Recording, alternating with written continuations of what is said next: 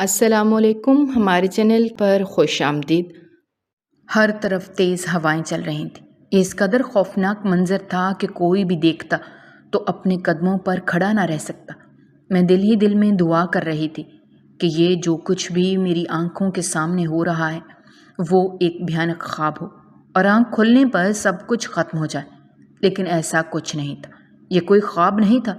جو کچھ میں دیکھ رہی تھی یہ سچ تھا اور یہ حقیقت تھی جو میرے سامنے تھا۔ میں نے زندگی میں کبھی نہیں سوچا تھا کہ میں اس مقام پر پہنچ جاؤں گی اور اس طرح سے بے بس ہو جاؤں گی کہ میرے پاس کوئی راستہ نہیں ہوگا۔ میں دل ہی دل میں اللہ کو پکار رہی تھی اور اس کے ساتھ ہی یہ دعا کر رہی تھی کہ کوئی میری مدد کو پہنچ جائے، کیونکہ جو کچھ میرے ساتھ ہونے جا رہا تھا وہ میں چاہ کر بھی لفظوں میں بیان نہیں کر سکتی تھی۔ میری ایک چھوٹی سی غلطی مجھے اتنی بڑی سزا ملنے جا رہی تھی، وہ غلطی جو انجانے میں مجھ سے ہو گئی تھی۔ میں دوبارہ سے اس جگہ، اسی مندر کے پاس، میں نے اس بڑے سے پرانے سے درخت کے پاس کھڑی تھی جہاں پر میں کبھی بھی آنا نہیں چاہتی تھی، لیکن مجھے یہاں تک زبردستی لایا گیا تھا۔ آس پاس بہت ساری موم بتیاں جل رہی تھیں۔ اس اندھیری رات میں یہاں پر دور دور تک کسی انسان کا نام و نشان تک نہیں تھا۔ یہ جگہ تو ویسے ہی کافی خوفناک تھی۔ یہاں تو دن کے وقت بھی لوگ کم آتے جاتے تھے اور رات کے وقت تو یہاں پر کسی کا آنا ناممکن بات تھی، جبکہ میں اکیلی اس سنسان جگہ پر اس اندھیری رات میں کھڑی اپنے مستقبل کے ہونے والے فیصلے کا انتظار کر رہی تھی۔ خوف سے میرا وجود کانپ رہا تھا۔ میں جو کبھی اکیلی دن کے وقت بھی گھر سے باہر نہیں نکلی تھی، رات کے وقت اس جگہ پر موجود تھی۔ اور پھر تھوڑی ہی دیر بعد جو منظر میں نے دیکھا، صحیح معنوں میں میرے پیروں کے نیچے سے زمین تو اس وقت نکلی تھی جب اس درخت کے پاس سے ایک عورت جس نے سفید رنگ کی ساڑی پہنی ہوئی تھی اور گھونگھٹ ڈالا ہوا تھا اور اس کے ہاتھ میں ایک بڑا سا تھال تھا جس کے اندر بہت ہی قیمتی بھاری زیورات تھے، پھر اس کے ساتھ ہی سرخ رنگ کا دوپٹہ تھا، وہ عورت میری طرف آ رہی تھی۔ جیسے جیسے وہ میری طرف آ رہی تھی میرا خوف بڑھتا جا رہا تھا۔ میں ایک ایک قدم پیچھے ہونے لگی تھی، لیکن اچانک ہی جیسے کسی چیز نے میرے قدم وہیں روک دیے تھے کہ میں ایک قدم بھی اپنی جگہ سے ہل نہیں پا رہی تھی۔ جیسے ہی وہ عورت میرے سامنے آ کر کھڑی ہوئی تھی، اس نے میرے کان کے قریب جھک کر ایک ایسی بات کہی تھی جسے سن کر میری روح لرز گئی تھی، اور اگلے ہی پل میرے چہرے کا رنگ اڑ گیا تھا جب اس نے اپنا گھونگھٹ پیچھے کیا تھا اور میرے منہ سے ایک خوفناک چیخ نکلی تھی۔ مجھے ایسا لگ رہا تھا جیسے یہ میری زندگی کا آخری دن ہے اور اس رات کے بعد اگلی صبح میں نہیں دیکھ پاؤں گی۔ جو کچھ میرے سامنے ہو رہا تھا اسے دیکھ کر کوئی بھی یہ اندازہ لگا سکتا تھا، اور پھر اس کے بعد جو کچھ ہوا تھا اس نے تو میرے رہے سہے ہوش بھی اڑا دیے تھے۔ میرا نام نور ہے۔ میرا تعلق لاہور سے کافی آگے ایک دور دراز سے گاؤں سے ہے۔ ہمارا گاؤں کافی قدیم اور پرانا تھا۔ یہاں پر جو زیادہ تر گھر بنے ہوئے تھے ان کو دیکھ کر اندازہ ہو جاتا تھا کہ یہ گاؤں کس قدر پرانا تھا، اور یہاں پر آج سے کافی سال پہلے ہندوؤں کی آبادی تھی، لیکن پھر جب پاکستان بنا تھا اس وقت وہ لوگ یہ جگہ، یہ علاقہ چھوڑ کر چلے گئے تھے، لیکن ان کے بنائے گئے گھر اور ساری چیزیں ابھی بھی یہاں پر موجود تھیں، اور پھر نئے آنے والے لوگوں نے انہی گھروں میں رہنا شروع کر دیا تھا۔ تھوڑی بہت تبدیلیاں انہوں نے اپنے مطابق کر لی تھیں، لیکن گھروں کے ڈیزائن اور باقی ساری چیزیں بالکل ویسی کی ویسی تھیں، جنہیں دیکھ کر آج بھی اس پرانے زمانے کی یاد آتی تھی۔ ابا بتاتے تھے کہ شروع میں اس گاؤں میں زیادہ آبادی نہیں تھی، کیونکہ یہ گاؤں شہر سے کافی فاصلے پر تھا۔ یہاں پر سہولتیں نہ ہونے کے برابر تھیں، اسی لیے یہاں پر بہت کم لوگ آباد تھے، لیکن پھر جیسے جیسے وقت گزرتا گیا اس کے ساتھ ہی ہر چیز کی سہولتیں بڑھتی جا رہی تھیں۔ ایسے میں لوگوں نے یہاں کا رخ کرنا شروع کر دیا اور یہاں پر آ کر انہی گھروں میں آ کر رہنا شروع کر دیا۔ یہ زمین کسی کی ذاتی ملکیت نہیں تھی۔ جس کسی نے بھی یہاں آ کر رہنا شروع کر دیا تھا، یہ گھر اور یہ جگہ اسی کو مل گئی تھی۔ اسی لیے جب شہر میں ہر چیز پیسوں کے بدلے میں ملتی تھی تو بہت سارے لوگوں نے وہاں سے یہاں آ کر رہنا شروع کر دیا تھا، اور کچھ نہ صحیح ان کے پاس رہنے کی اپنی جگہ بن گئی تھی، اور وہ بھی بنا کوئی پیسہ خرچ کیے۔ دیکھتے ہی دیکھتے ہمارا گاؤں کافی دور تک پھیل گیا تھا، اور اب تو اس گاؤں میں ہر چیز آسانی سے مل جاتی تھی۔ شہر جانے کی ضرورت محسوس نہیں ہوتی تھی۔ ان گھروں کے علاوہ بھی یہاں پر آس پاس بہت ساری ایسی عمارتیں تھیں جو کہ بہت ہی پرانی تھیں، اور ان کے بارے میں الگ الگ کہانیاں سننے کو ملتی تھیں۔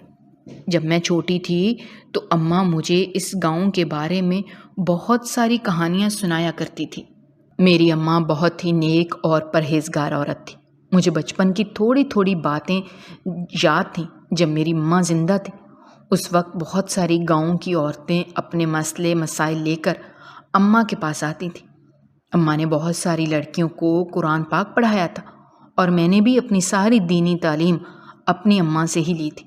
وہ ہمیشہ صحیح چیز کا ساتھ دیتی تھیں، اور ہمیشہ انہوں نے وہی کیا جو ٹھیک ہوتا تھا۔ تبھی انہوں نے کسی کے ساتھ کسی قسم کی کوئی زیادتی نہیں کی۔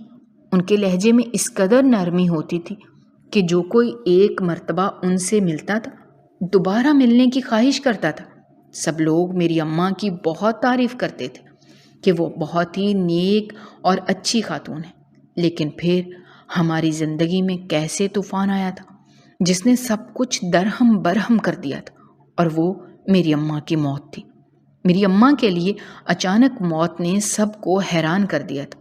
میری اماں رات کو دیر تک کمرے میں بیٹھ کر عبادت کرتی تھی۔ اس رات کو اپنے کمرے میں گئی تھی، لیکن صبح کا سورج دیکھنا انہیں نصیب نہیں ہوا تھا۔ میں اس وقت صرف 7 سال کی تھی جب میری اماں مجھے چھوڑ کر چلی گئی تھی۔ کسی کو بھی اماں کی موت کی وجہ سمجھ نہیں آئی تھی، اور پھر سب لوگوں نے یہی کہہ کر بات ختم کر دی، پھر ایسے اوپر والے کی مرضی سمجھ کر۔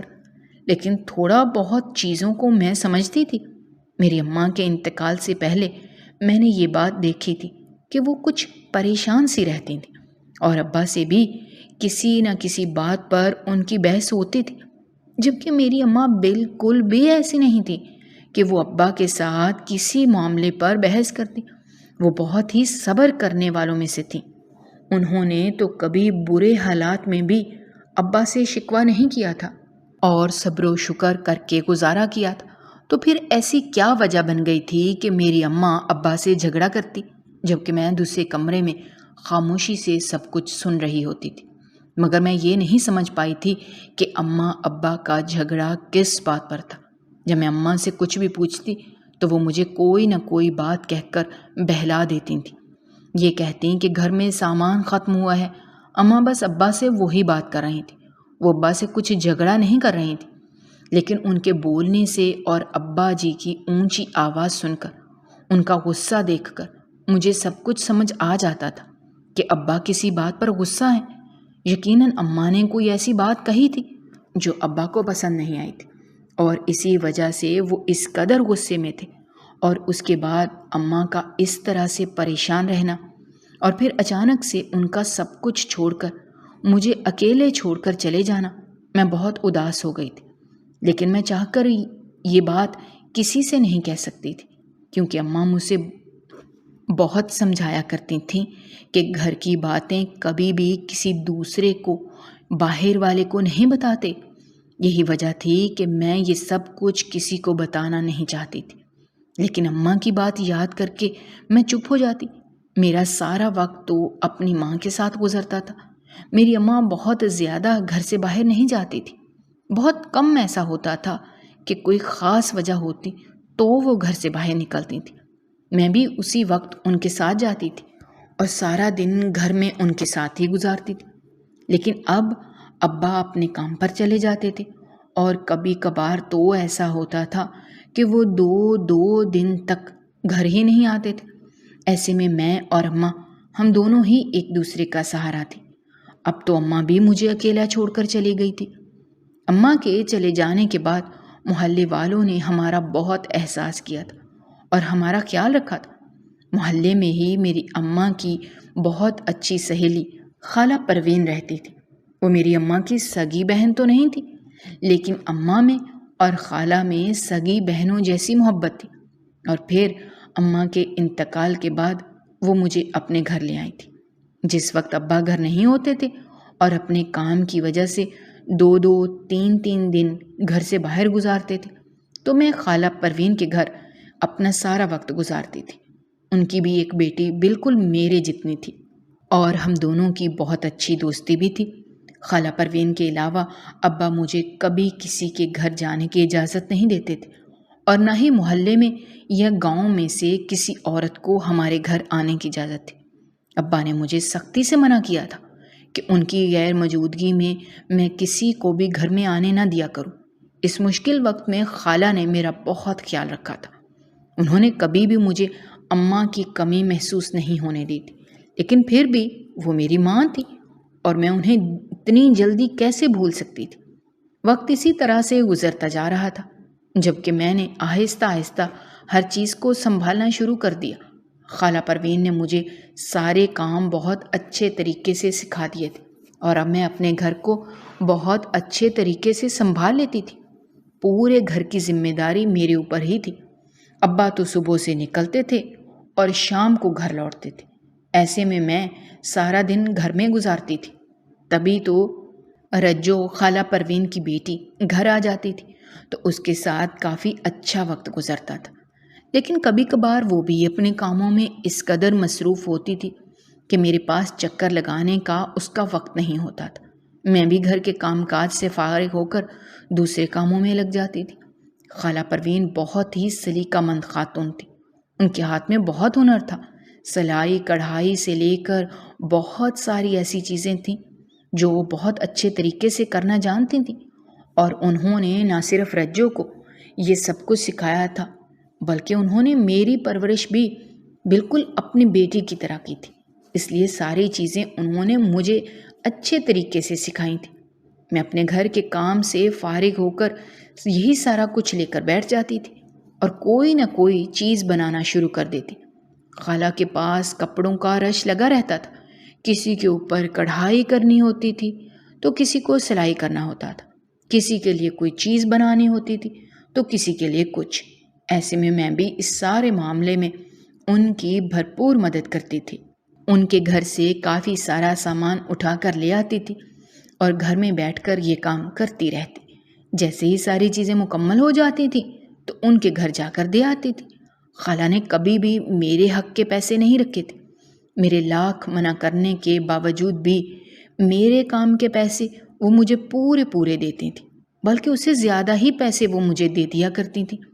ان پیسوں سے میں اپنی پسند کی چیزیں خرید لیتی تھی۔ اب ابا مجھے گھر سے زیادہ باہر نکلنے کی اجازت نہیں دیتے تھے۔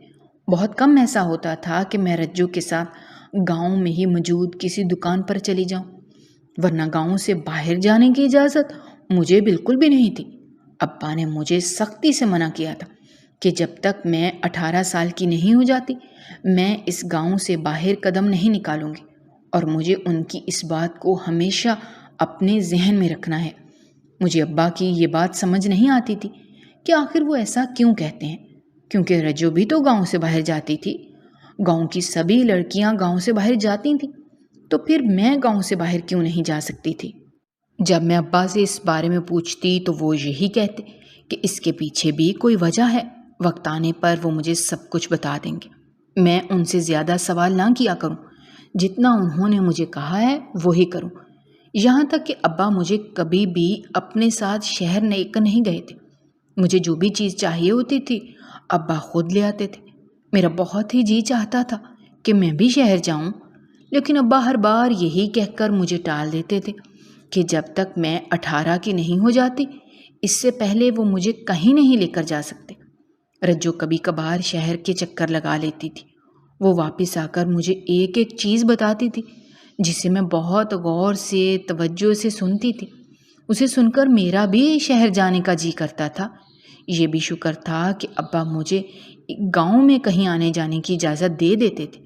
اسی لیے میں ابا سے کسی بھی معاملے میں نہ تو بحث کرتی تھی اور نہ ہی ان سے کسی چیز کی ضد کرتی تھی، بس خاموشی سے ان کی ساری باتیں مان لیتی، یہ سوچ کر کہ کہیں ایسا نہ ہو کہ وہ میرا گھر سے نکلنا ہی مکمل طور پر بند کر دیں۔ ہمارے گاؤں میں ایک بہت ہی قدیم مندر تھا جو کہ ہندوؤں کے زمانے کا ہی تھا، لیکن وہ مندر گاؤں سے باہر تھوڑے فاصلے پر تھا۔ اس کے بارے میں نے بہت ساری کہانیاں سن رکھی تھیں۔ رجو مجھے بہت ساری باتیں بتاتی رہتی تھی۔ ہر سال اس مندر کے پیچھے ایک بہت بڑا میلہ لگتا تھا اور گاؤں کے سبھی لوگ اس میلے میں جاتے تھے۔ میرا بھی میلے میں جانے کا بہت دل کرتا تھا، لیکن ابا مجھے جانے کی اجازت ہی نہیں دیتے تھے۔ مجھے بتایا کرتی تھی کہ گاؤں والوں کا کہنا ہے کہ مندر پر جنات کا سایہ ہے، اسی لیے شام ہوتے ہی کوئی بھی اس طرف کا رخ نہیں کرتا، جبکہ دن میں بھی لوگ کم ہی ادھر کا رخ کرتے تھے۔ کچھ لوگوں کا یہ کہنا ہوتا تھا کہ اس مندر سے کسی کی محبت کی کوئی کہانی جڑی ہوئی ہے۔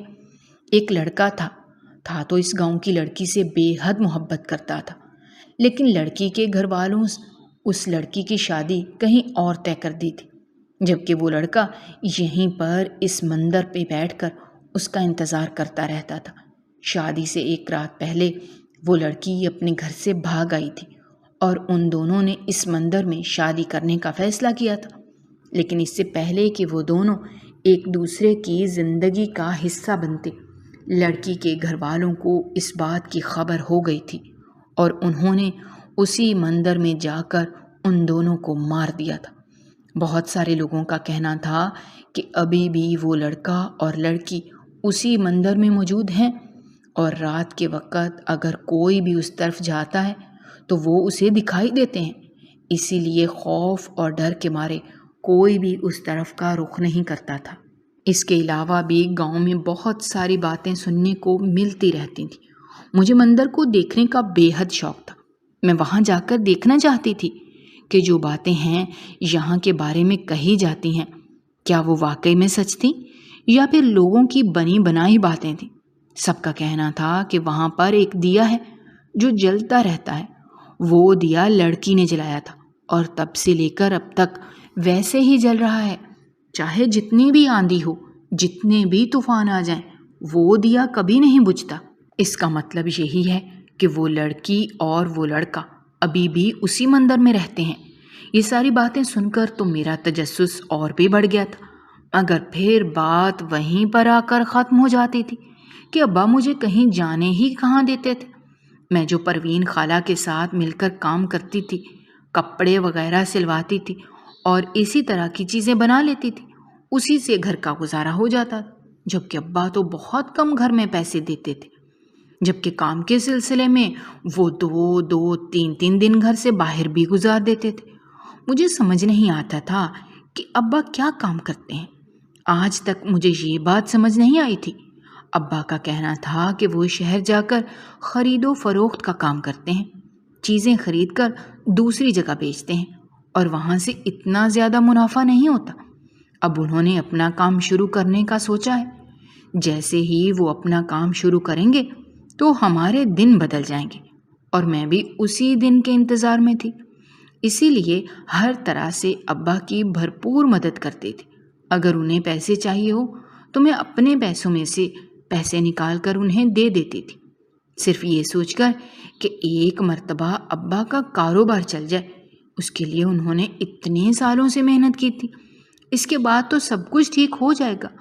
ابا جب بھی شہر سے واپس آتے تھے تو ان کے پاس ایک بڑا سا تھیلا ہوتا تھا جسے وہ اپنے کمرے میں لے جاتے۔ آج تک انہوں نے مجھے نہیں دکھایا تھا کہ اس تھیلے میں وہ کیا لے کر آتے ہیں۔ اسی طرح سے اپنے کمرے میں چلے جاتے تھے اور نہ کبھی انہوں نے مجھے اس کمرے میں جانے کی اجازت دی تھی۔ یہاں تک کہ اس کمرے کی صاف صفائی بھی وہ خود کرتے تھے۔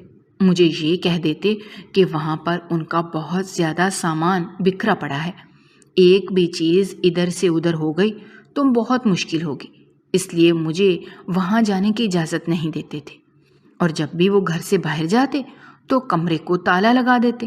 میں بھی گھر کے اس کمرے کی طرف کم ہی جاتی تھی، یہ سوچ کر کہ وہاں پر ابا کا سامان پڑا ہوا ہے جب وہ شہر سے لے کر آتے تھے اور پھر دوسری جگہ پر جا کر بیچتے تھے۔ ایک بار اسی طرح سے ابا کو اپنے کام کی وجہ سے شہر جانا تھا ان کا کہنا تھا کہ 2-3 دن سے پہلے واپس نہیں آئیں گے۔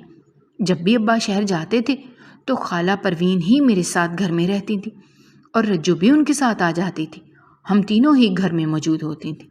اس بار ابا شہر گئے تو اسی طرح ہمارے گاؤں کے مندر کے پیچھے میلہ لگا ہوا تھا، جو کہ ہر سال لگتا تھا، مگر پہلے تو ابا گھر پر موجود ہوتے تھے، اس لیے نہ کبھی رجو کے ساتھ اس میلے میں جا ہی نہیں پائی تھی۔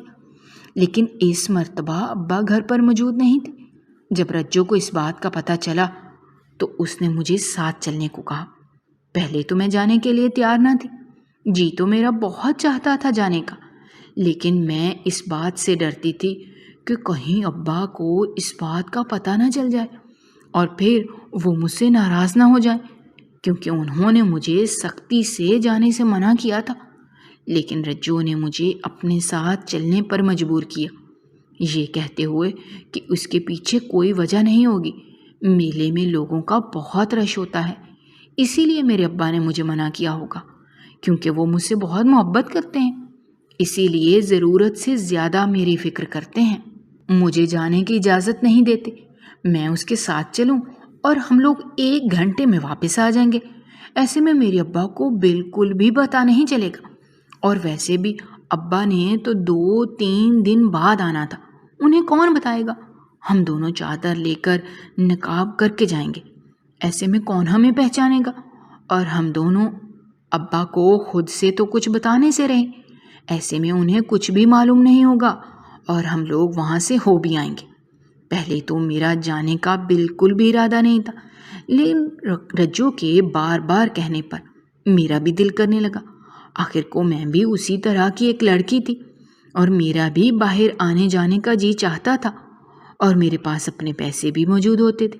رجو نے مجھے بتایا کہ وہاں پر بہت ہی خوبصورت چیزیں ہوتی ہیں، تو میں نے بھی میلے میں بہت ساری چیزیں اس لیے اپنے لیے منگوائی تھیں، اور وہ جب بھی جاتی تھی تو بہت ہی خوبصورت چیزیں خرید کر لاتی تھی۔ یہی سب سوچتے ہوئے میں نے جانے کا ارادہ کر لیا، جبکہ خالہ پروین کو اس بارے میں کچھ بھی معلوم نہیں تھا۔ اگر انہیں پتہ چل جاتا تو وہ کبھی بھی مجھے جانے کی اجازت نہ دیتی، کیونکہ انہیں یہ بات اچھی طرح سے معلوم تھی کہ ابا نے مجھے گاؤں سے باہر جانے سے سختی سے منع کیا ہوا ہے۔ خالہ اپنے گھر میں کام میں مصروف تھی، جبکہ انہیں ہم لوگوں نے یہی بتایا تھا کہ ہم دونوں میرے گھر پر موجود ہیں، اسی لیے وہ خاموشی سے مطمئن ہو کر اپنا کام کر رہی تھی، جبکہ میں نے اور رجو نے میلے میں جانے کی پوری تیاری کر لی تھی۔ میں نے زندگی میں پہلی مرتبہ کوئی ایسا کام کیا تھا جس سے ابا نے مجھے منع کیا تھا۔ زندگی میں پہلی مرتبہ میں نے ان کی اجازت کے بنا اور ان کے کہے کے خلاف جا کر کچھ کیا تھا۔ شروع میں دل میں ڈر تھا، لیکن پھر جیسے ہی ہم لوگ گھر سے باہر نکلی تھی اور مندر کی طرف گئی تھی اور وہاں پر لگے اس بڑے سے میلے کو دیکھ کر میں سب کچھ بھول گئی تھی اور اس کی رونق میں کھو گئی تھی۔ آج سے پہلے میں نے کہاں اتنی رونق دیکھی تھی۔ اماں کے ساتھ ہی میں کبھی کبھار گھر سے نکلتی تھی، ان کے انتقال کے بعد تو میں گھر کی ہی ہو کر رہ گئی تھی، نہ کسی سے ملتی تھی نہ کہیں جاتی تھی۔ خالہ پروین اور رجو کے علاوہ تو جیسے میری زندگی میں اور کوئی تھا ہی نہیں، اور آج یہاں پر اتنے سارے لوگوں کو دیکھ کر میری خوشی کی انتہا نہ تھی۔ مجھے اپنے ساتھ میلے میں لے آئی تھی، جہاں پر بہت ہی خوبصورت چیزیں تھیں۔ میں یہ بہت ساری چیزیں اپنی پسند سے خریدی تھیں، اور آج پہلی مرتبہ مجھے زندگی کو جینے کا احساس ہوا تھا۔ کافی دیر وہاں پر گزارنے کے بعد ہم لوگوں نے وہاں سے جانے کا فیصلہ کیا، اس سے پہلے کہ خالہ پروین کو اس بات کا علم ہوتا اور وہ ابا کو اس بارے میں بتا دیتی۔ ہمیں فوراً گھر جانا تھا۔ جیسے ہی ہم لوگ وہاں سے نکلے تھے تو اچانک سے میری نظر اس مندر پر گئی تھی، جس کے بارے میں بہت ساری باتیں سننے کو ملتی تھیں۔ آج اگر میں یہاں تک آ ہی گئی تھی تو کیوں نہ اس مندر کو بھی قریب سے دیکھ لیتی اور اپنا یہ شوق بھی پورا کر ہی لیتی۔ اس کے بعد تو شاید مجھے کبھی گھر سے باہر نکلنے کا موقع ملتا۔ رجو وہاں جانے کے لیے تیار نہ تھی، کیونکہ جو کچھ اس نے مندر کے بارے میں سنا ہوا تھا ڈر کے مارے وہ تو وہیں رک گئی تھی۔ اس نے مجھے بھی بہت روکنے کی کوشش کی تھی، یہ کہہ کر کہ میں وہاں نہ جاؤں، مگر میں کہاں کسی کی بات سنتی۔ مجھے اپنی اماں کی وہ بات یاد آتی تھی جب اماں مجھے کہا کرتی تھی کہ جن ہو یا انسان، کوئی بھی انسان کو تب تک جب تک ہم کسی دوسرے کے ساتھ برا نہیں کرتے، اور اگر ہم کسی کے ساتھ برا نہیں کرتے تو ہمیں یہی امید رکھنی چاہیے کہ کوئی ہمیں کبھی کوئی نقصان نہیں پہنچا سکتا۔ یہی سوچ کر میں بھی اس مندر میں داخل ہو گئی تھی، یہ سوچے سمجھے بغیر کہ میری یہ چھوٹی سی غلطی مجھے کہاں پہنچا دے گی اور میری زندگی کے لمحوں میں ہی بدل جائے۔ وہاں پر ایسا کچھ بھی نہیں تھا جو دیکھنے کے قابل ہوتا، ہر طرف ویرانی ہی تھی، کیونکہ اس کو آباد رکھنے والے لوگ تو بہت پہلے اس جگہ کو چھوڑ کر چلے گئے تھے۔ اب یہاں پر کسی کا آنا جانا نہیں ہوتا تھا۔ یہ مندر جو بہت پہلے مشہور تھا، جانا مانا تھا، آج اس کی حالت ایسی تھی کہ یہ کھنڈر میں تبدیل ہو گیا تھا۔ کافی دیر میں وہاں پر ساری چیزوں کو دیکھتی رہی تھی جب اچانک ہی کسی نے پیچھے سے میرے کندھے پر ہاتھ رکھا۔ مجھے لگا کہ رجو میرے پیچھے آ گئی ہے۔ میں نے بنا پیچھے چلتے ہی اسے سوال کیا تھا کہ ابھی تھوڑی دیر پہلے تو وہ ڈر کے مارے نیچے ہی کھڑی ہو گئی تھی اور اب میرے پیچھے آ بھی گئی ہے، لیکن مجھے وہ جواب نہ ملا۔ مجھے حیرت ہوئی کہ رجو نے میری بات کا جواب نہیں دیا۔ جیسے ہی میں نے پیچھے پلٹ کر دیکھا تو وہاں کوئی بھی نہیں تھا۔ ایک لمحے کے لیے تو مجھے حیرت ہوئی تھی، لیکن پھر میں نے اپنا وہم سمجھ کر نظر انداز کر دیا اور گھر کی طرف روانہ ہوئی۔ ہم لوگ گھر آ گئی تھیں، لیکن گھر آنے کے بعد ایک عجیب سی بے چینی تھی۔ ایسا لگ رہا تھا جیسے میں اپنی کوئی چیز وہاں بھول آئی ہوں، جیسے میری بہت قیمتی چیز اس جگہ رہ گئی ہے۔ لیکن ایسا کیا تھا؟ ایسا تو کچھ بھی نہیں تھا، میری ساری چیزیں تو میرے پاس تھیں۔ تو پھر اس بے چینی کی وجہ کیا تھی؟ کچھ سمجھ نہیں آ رہا تھا۔ اس دن کے بعد سے مجھے ہر وقت ایسا لگتا کہ میرے ساتھ کوئی ہے اور مجھے دیکھ رہا ہے۔ مجھے اکیلے گھر میں بھی اپنے آس پاس کسی کی موجودگی کا احساس ہوتا، اور اس دن مجھے رجو کی بات سچ لگی تھی۔ کہیں ایسا تو نہیں تھا کہ واقعی میں وہاں پر جنات کا سایہ؟ شاید مجھے وہاں نہیں جانا چاہیے تھا، اور شاید اسی لیے ابا مجھے وہاں جانے سے روکتے تھے۔ کچھ سمجھ نہیں آ رہا تھا کہ کیا کروں، اور پھر میں نے خود ہی اس کا حل نکالا تھا۔ میں نے یہی سوچا تھا کہ مجھے سورج جن پڑنی چاہیے۔ اگر کوئی بھی دوسری مخلوق میرے ساتھ ہوگی تو وہ بھی خود میرے سامنے آ جائے گی، اور اس کے بعد مجھے یہاں سے جانے کے لیے کہوں گی، کیونکہ میں نے اس کا کیا بگاڑا ہے، اور میں اسے وہاں جانے کی معافی بھی مانگ لوں گی۔ یہی سوچ کر میں نے سورج جن پڑھنا شروع کر دی تھی۔ جیسے ہی رات ہوتی تو میں اپنے کمرے میں بیٹھ کر پڑھنے لگتی تھی۔ مجھے یہ پڑھتے ہوئے 5 دن ہی گزرے تھے، اور اب تو میری پریشانی اور بڑھنے لگی تھی۔ مجھے ایسے لگتا تھا جیسے کوئی مجھے آوازیں دیتا ہے، کوئی مجھے بلا رہا ہے۔ میں ابا سے بھی اس بات کا ذکر نہیں کر سکتی تھی، کیونکہ اگر میں نے یہ بات بتا دی تو مجھے شروع سے لے کر آخر تک انہیں ساری کہانی بتانی پڑے گی، اور میں انہیں کسی صورت یہ بات نہیں بتا سکتی تھی کہ میں ان کی بات نہ مانتے ہوئے ایک ایسی غلطی کرائی ہوں جسے انہوں نے مجھے سختی سے منع کیا تھا۔ اور اب مجھے سورج جن پڑھتے ہوئے 10 دن گزر گئے تھے، لیکن حالات ویسے کے ویسے ہی تھے۔ اب میرے پاس ایک ہی راستہ تھا کہ میں دوبارہ اس جگہ پر جا کر سورج جن پڑھوں۔ ہو سکتا ہے وہاں جانے سے وہ جو کوئی بھی مخلوق میرا پیچھا کر رہی تھی وہ میرے سامنے آ جاتی اور میری ان ساری چیزوں سے جان چھوٹ جاتی۔ میں ایسی پریشانی میں الجھی ہوئی تھی جب ابا شہر سے واپس آئے تھے، اور اس دن ان کی خوشی کی کوئی انتہا نہ تھی۔ ابا بہت خوش تھے۔ ان کا کہنا تھا کہ جس کام کے لیے وہ اتنے سالوں سے کوشش کر رہے تھے، اب انہیں امید ہے کہ بہت جلدی ان کا کام ہو جائے گا، اور وہ اس بات پر بہت خوش ہیں۔ اسی خوشی کے موقع پر ابا نے خالہ پروین کو ہاں کر دی تھی۔ خالہ نے اپنے اکلوتے بیٹے کے لیے کچھ وقت پہلے میرا رشتہ مانگا تھا۔ اس وقت ابا نے سوچنے کے لیے وقت مانگا تھا، اور ابا نے ہاں کر دی تھی۔ ان کا کہنا تھا کہ وہ اسی مہینے مجھے رخصت کرنا چاہتے ہیں تاکہ اس کے بعد بے فکر ہو کر اپنے کام پر توجہ دے سکے۔ خالہ کو بھی اس بات پر کوئی اعتراض نہیں تھا۔ اعتراض تو مجھے بھی نہیں تھا، کیونکہ میں بچپن سے ہی عالم کو پسند کرتی تھی، بچپن سے ہی مجھے پسند کرتا تھا۔ اس نے ہمیشہ میرا بہت خیال رکھا تھا۔ ہمیشہ مجھے عزت اور محبت کی نظر سے دیکھا تھا، اور میں اپنی زندگی میں ایسا ہی انسان چاہتی تھی۔ لیکن میری زندگی میں جو یہ نئی مصیبت آ گئی تھی، یہ میری اپنی ہی غلطی کی وجہ سے تھی۔ پہلے مجھے اس سے پیچھا چھڑوانا تھا۔ جس دن سے ابا نے میرا رشتہ طے کیا تھا، اس دن کے بعد سے تو یہ سارے واقعات مزید بڑھ گئے تھے۔ گھر میں یا کوئی نقصان ہو جاتا یا پھر خالہ کے گھر میں کچھ برا ہو جاتا تھا۔ خالہ میرے لیے کچھ کپڑے خرید کر لائیں تھیں، انہیں میں نے الماری میں رکھا تھا، مگر اگلے دن جب میں نے کھول کر دیکھا تو وہ سارے کپڑے جگہ جگہ سے پھٹے ہوئے تھے اور جلے ہوئے تھے۔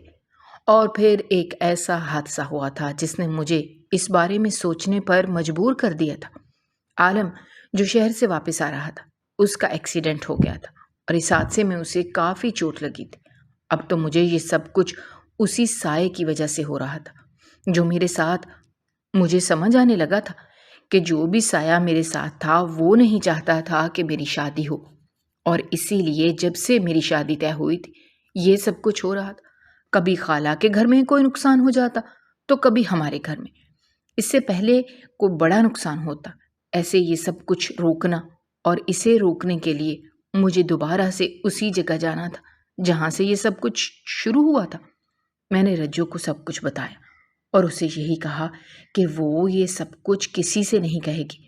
مجھے رات کے اندھیرے میں وہاں جانا تھا اور مجھے اکیلے ہی جانا تھا، جبکہ رجو کو جانے سے پہلے میں نے سب کچھ بتا دیا تھا۔ اس نے مجھے جانے سے روکا تھا، لیکن اس کے علاوہ میرے پاس کوئی راستہ نہیں تھا۔ میں کسی دوسرے کی زندگی خطرے میں نہیں ڈال سکتی تھی۔ یہ غلطی میں نے کی تھی، مجھے خود ہی سے ٹھیک کرنا تھا، اور اس رات میں اپنے گھر سے نکل پڑی تھی، یہ سوچے سمجھے بغیر کہ غلطی تو میں پہلے کر چکی تھی، اور اب جو غلطی میں کرنے جا رہی تھی اس کے بعد میرے ساتھ کیا ہوگا۔ میں خاموشی سے گھر سے نکلی تھی اور میرا رخ مندر کی طرف تھا۔ اس میں مندر کے ایک طرف ایک بڑا سا درخت تھا جو دور سے ہی دیکھنے میں کافی خوفناک لگتا تھا۔ جیسے جیسے میں اس طرف جا رہی تھی میں نے دیکھا اس درخت کو بہت خوبصورت طریقے سے سجایا گیا ہے۔ جگہ جگہ موم بتیاں لگی ہوئی تھیں، روشنی پھیلی ہوئی تھی، جبکہ میں یہ دیکھ کر حیران تھی کہ رات کے اندھیرے میں یہاں پر یہ سب کچھ کس نے کیا ہوگا۔ اس طرح تو کوئی رات میں آنے کی ہمت ہی نہیں کرتا تھا، تو پھر یہ سب کچھ کیا تھا؟ جیسے ہی میں اس جگہ پہنچی تھی تو مجھے خوف محسوس ہونے لگا تھا۔ ایک لمحے کے لیے مجھے ایسا لگنے لگا کہ شاید میں نے بہت بڑی غلطی کر دی تھی۔ مجھے رجو کی بات ماننی چاہیے تھی اور مجھے یہاں نہیں آنا چاہیے تھا۔ یہ سوچ آتے ہی جیسے ہی میں نے پیچھے کی طرف قدم لیے تھے، مجھے ایسا لگنے لگا کہ جیسے کسی نے میرے قدموں کو روک رکھا ہے۔ میں چاہ کر بھی ایک قدم بھی پیچھے نہیں لے سکتی تھی۔ خوف کے مارے میرا پورا وجود کانپنے لگا تھا۔ مجھے سمجھ نہیں آ رہا تھا کہ یہ سب کچھ میرے ساتھ کیا ہو رہا ہے۔ آخر میں نے ایسی بھی کون سی غلطی کر دی تھی جس کی سزا مجھے اس طرح سے مل رہی تھی؟ جبکہ اماں تو یہی کہتی تھی کہ جب تک ہم کسی کے ساتھ برا نہیں کرتے کوئی بھی چیز ہمیں نقصان نہیں پہنچاتی۔ میں نے تو کسی کے ساتھ برا نہیں کیا تھا، تو پھر میرے ساتھ یہ سب کچھ کیوں ہو رہا ہے؟ اچانک سے ہی جب میں نے سامنے دیکھا تو یہ دیکھ کر میرے پیروں کے نیچے سے زمین نکل گئی تھی کہ سامنے ہی ایک عورت سفید ساڑی میں کھڑی تھی جس نے چہرے پر گھونگھٹ ڈالا ہوا تھا، اور اس کے ہاتھ میں ایک بڑا سا تھال تھا جسے ہاتھ میں پکڑے ہوئے وہ آہستہ آہستہ میری طرف آ رہی تھی۔ جیسے ہی وہ میرے قریب آئی تھی تو میں نے دیکھا کہ تھال میں بہت قیمتی زیورات پڑے ہوئے ہیں، اور اس کے ساتھ ہی اس میں سرخ رنگ کا دوپٹہ پڑا ہے۔ اس عورت نے میرے کان میں آ کر ایک ایسی بات کہی جسے سن کر میری روح لرز گئی۔ اس عورت کا کہنا تھا کہ میں یہ زیور پہن کر یہ دوپٹہ اوڑھ لوں، میرا ابھی اور اسی وقت ان کے شہنشاہ کے ساتھ نکاح ہے۔ جب میں نے اس عورت سے پوچھا کہ آخر وہ کون ہے تو اس نے اپنا گھونگھٹ اٹھایا۔ جیسے ہی اپنے چہرے سے ہٹایا تو اس کا چہرہ دیکھ کر ایک خوفناک چیخ میرے منہ سے نکلی تھی، اور میں سمجھ گئی تھی کہ وہ کوئی انسان نہیں ہے بلکہ وہ ایک جن ذاتی تھی، اور میرا نکاح جنات کے شہنشاہ سے تھا۔ مگر میں یہ نکاح بالکل نہیں کرنا چاہتی تھی۔ میں عالم سے محبت کرتی تھی اور اس کے ساتھ میری شادی طے ہو چکی تھی۔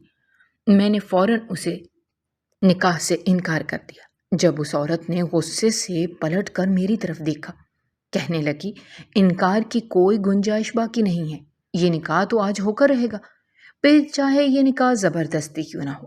وہ جنزادی میرا ہاتھ پکڑ کر زبردستی مجھے اپنے ساتھ اس درخت کے قریب لے آئی تھی۔ وہاں پر سامنے ہی جنات کا شہنشاہ موجود تھا، جسے اس جنزادی نے اس کے سامنے جا کر جھک کر سلام کیا تھا اور مجھے اس کے سامنے کھڑا کر دیا۔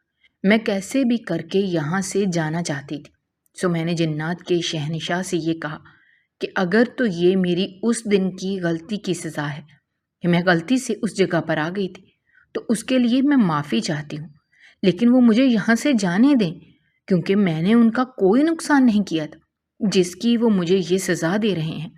مگر اس جنزاد کا کہنا تھا کہ یہ سزا میری اس غلطی کی نہیں ہے جو میں نے یہاں آ کر کی تھی، بلکہ یہ سزا تو میرے باپ کی غلطیوں کی ہے جو مجھے کاٹنی ہوگی۔ اور اس دن مجھے اپنے ابا کا سچ معلوم ہوا تھا، مجھے اپنی ماں کی موت کی حقیقت معلوم ہوئی تھی، اور اپنی زندگی سے جڑا ہوا وہ راز معلوم ہوا تھا جس سے میں اب تک انجان تھی۔ اس جنزات نے مجھے بتایا کہ میرے ابا نے ان کا بہت نقصان کیا ہے اور اب اس کی بھرپائی مجھے کرنی ہوگی۔ وہ تو کب سے انتظار میں تھے کہ میں یہاں پر آؤں، لیکن میرے ابا نے مجھے گھر میں قید کر کے رکھا ہوا تھا۔ میرے ابا مجھے گھر سے نکلنے ہی نہیں دیتے تھے، اور پھر آخر کار میں نے اس دن یہاں آنے کی غلطی کر ہی دی تھی۔ وہ اس وقت تک مجھ تک نہیں پہنچ سکتے تھے جب تک میں خود یہاں چل کر نہ آتی، اور اس دن میں نے اپنی سہیلی کے ساتھ یہاں آ کر غلطی کر دی تھی، اور اسی دن کے بعد سے جنات کا شہنشاہ میرا پیچھا کرنے لگا تھا۔ اسی لیے مجھے ہر وقت اپنے ساتھ کسی کی موجودگی کا احساس ہوتا تھا، کیونکہ وہ ہر وقت میرے ساتھ موجود ہوتا تھا۔ اور جس دن سے میری شادی کی تاریخ طے ہوئی تھی، اس دن سے جو نقصان ہو رہے تھے یہ بھی اسی وجہ سے ہو رہے تھے، کیونکہ وہ نہیں چاہتا تھا کہ میرا نکاح کسی اور سے ہو، کیونکہ وہ خود مجھ سے نکاح کرنا چاہتا تھا۔ اور اس سب کے پیچھے وجہ میرے ابا تھے۔ میرے ابا بہت سالوں سے جنات کو قید کر کے اپنا غلام بنانے کا ارادہ رکھتے تھے، اور اس کے لیے انہوں نے بہت ساری کوششیں بھی کی تھی۔ اسی لیے تو میرے ابا اتنے دن تک گھر سے باہر رہتے تھے۔ حقیقت میں وہ شہر نہیں جاتے تھے، بلکہ اسی پرانے مندر میں آ کر وہ اپنا کام کرتے تھے۔ اس کی وجہ سے یہاں پر موجود جنات کو بہت نقصان ہوا۔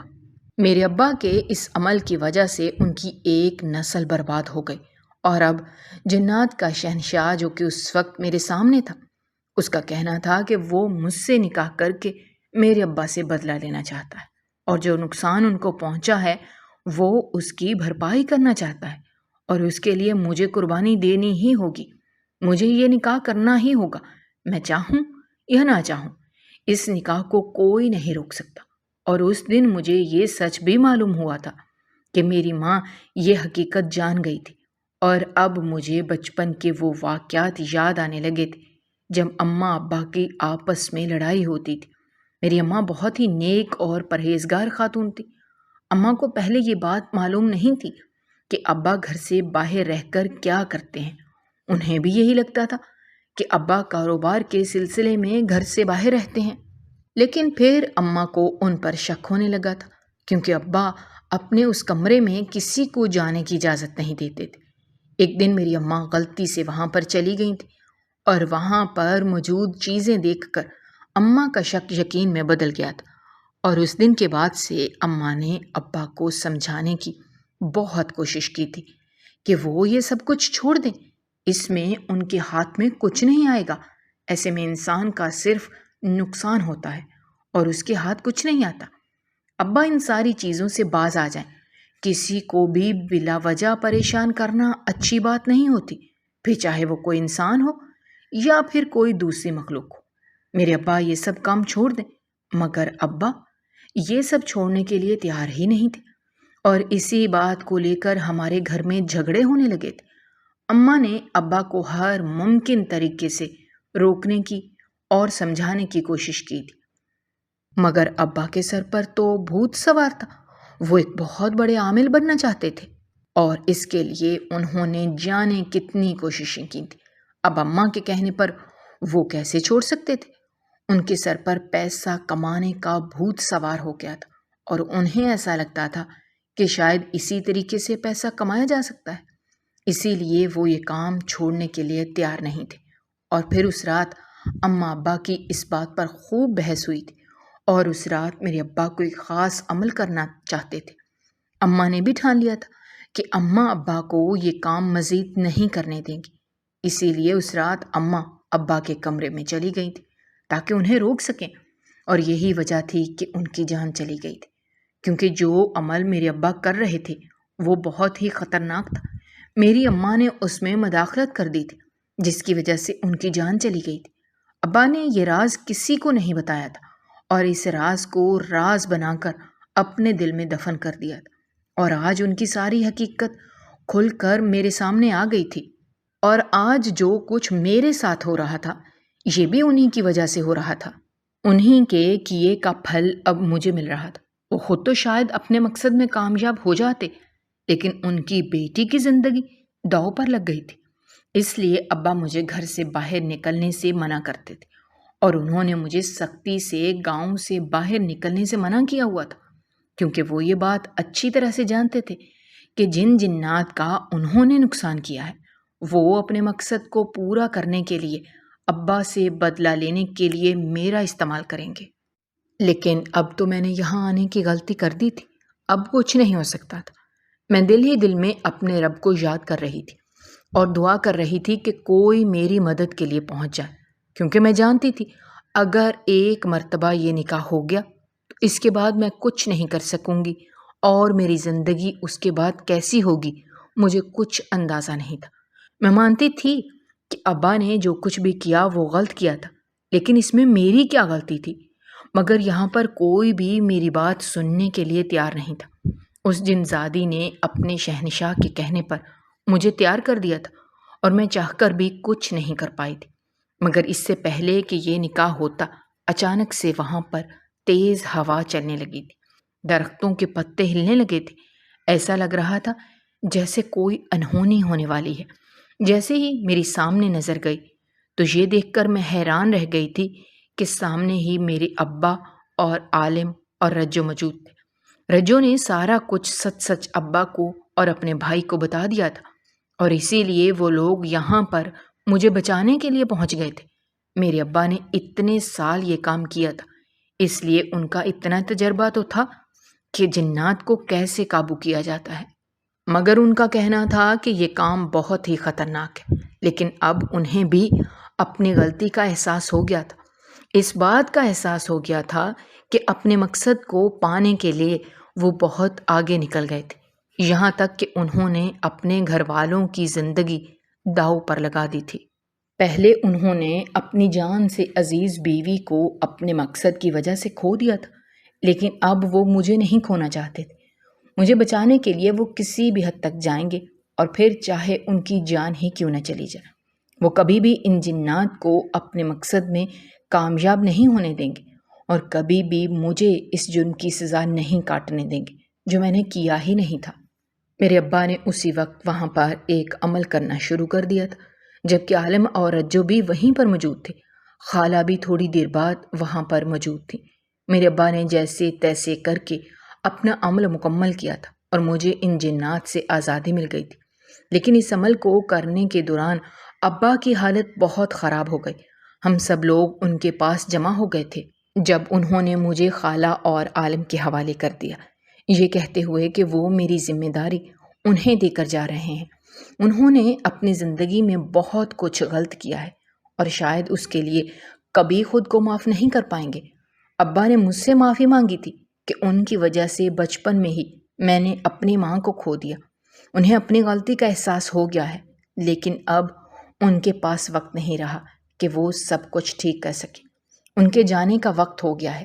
یہ کہتے ہی ابا نے آنکھیں بند کی، اور میری آنکھوں کے سامنے میرے ابا بھی مجھے چھوڑ کر چلے گئے۔ مگر جاتے جاتے انہوں نے اپنا فرض ضرور نبھایا تھا، مجھے ان جنات سے بچا لیا تھا، مگر مجھے چھوڑ کر بہت دور چلے گئے تھے۔ ابا کے جانے کا دکھ مجھے تھا، لیکن انہوں نے غلط راستہ اختیار کیا تھا، اور غلط راستے کا ہمیشہ غلط انجام ہوتا ہے۔ ہم لوگ گھر واپس لوٹ آئے تھے۔ وقت اسی طرح سے گزرتا گیا اور پھر اس کے بعد میری شادی عالم سے ہو گئی تھی۔ میں نے پرانی ساری باتوں کو بھلا دیا تھا اور نئے سرے سے اپنی زندگی کا آغاز کیا تھا، لیکن پھر بھی آج بھی مجھے اس جگہ سے خوف محسوس ہوتا تھا۔ اسی لیے ہم لوگ گاؤں چھوڑ کر شہر چلے آئے تھے اور یہاں آ کر ہم نے اپنی چھوٹی سی زندگی آباد کی تھی، جس میں نہ کوئی ڈر تھا اور نہ ہی خوف۔ اب میں اپنی زندگی میں بے حد خوش تھی۔ مجھے اماں کی بات آج بھی یاد تھی کہ جب تک ہم کسی کے ساتھ برا نہیں کرتے تب تک ہمارے ساتھ بھی برا نہیں ہوتا، اور ان کی بات سچ ثابت ہوئی تھی، کیونکہ میں نے کبھی کسی کے ساتھ کسی معاملے میں زیادتی نہیں کی تھی۔ اسی لیے میرے اللہ نے مجھے بچا لیا تھا اور آج میں محفوظ تھی۔ اگر آپ کو ہماری کہانیاں پسند آ رہی ہیں تو ہمارے چینل کو سبسکرائب کرنا مت بھولیے گا۔ شکریہ۔